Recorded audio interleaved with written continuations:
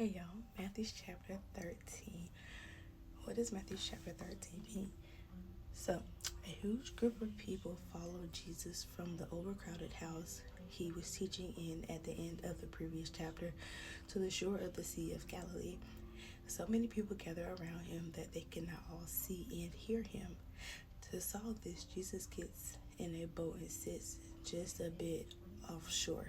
The crowd stands on the beach and listens as he begins to teach them in parables. Matthew 13, 1 through 3.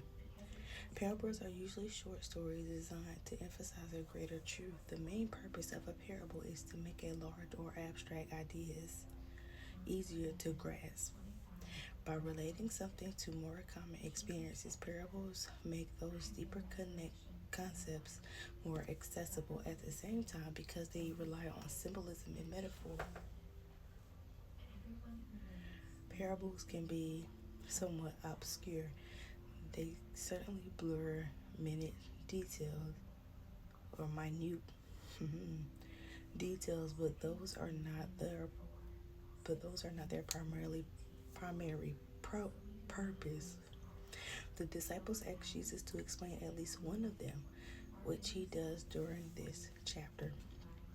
Jesus intentionally avoids explaining the meaning of the parable to the large crowd. However, he tells the disciples that it has been given to them to know the secrets of the kingdom of heaven. Israel at large, however, especially her religious leaders, was rejecting Jesus' role as the Messiah and the truth his miracles were powered by God. Because of that, Jesus says that people would fulfill Isaiah's prophecies about those those with dull hearts, who will not see or hear or understand.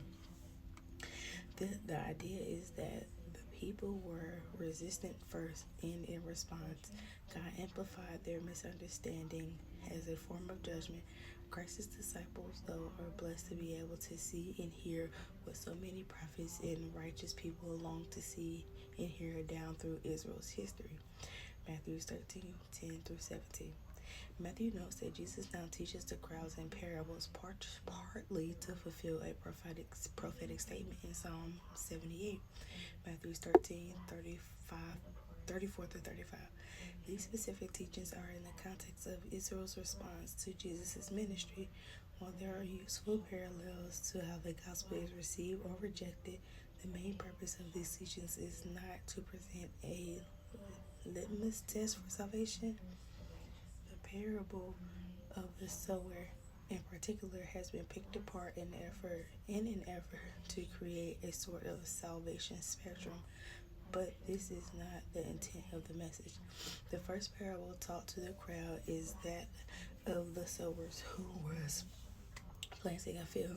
To get the maximum harvest, farmers would scatter seeds right over the border of the prepared soil.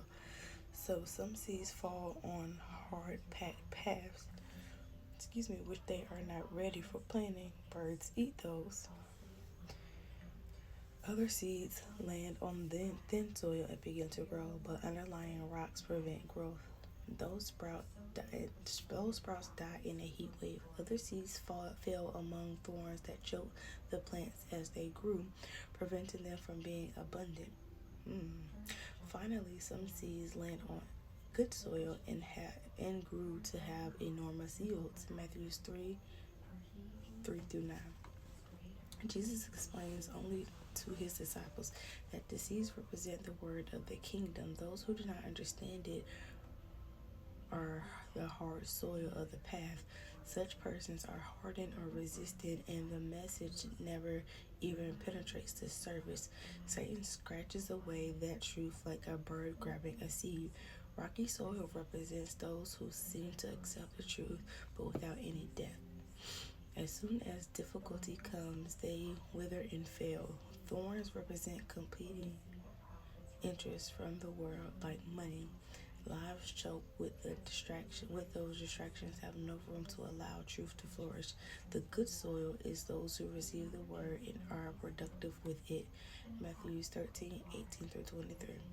The kingdom of heaven is described by Jesus using yet another parable. This one involves a man who sows grain in a field. His enemy comes by night and scatters weeds among the good wheat seeds. This is a known tactic used to sabotage another person's crop. The plant in question is likely darnel, also called tares, Tares, inedible grasses that look almost exactly like wheat until they produce seeds. Rather than uprooting the good wheat, the farmer wisely waits until the harvest. At the time, all the plants will be harvested, but the weeds will not be separated out, bundled up, and burned. They will be separated out, bundled up, and burned.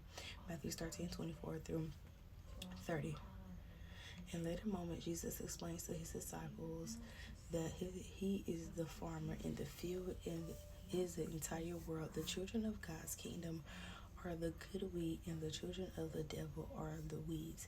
For now, both will be allowed to live and grow.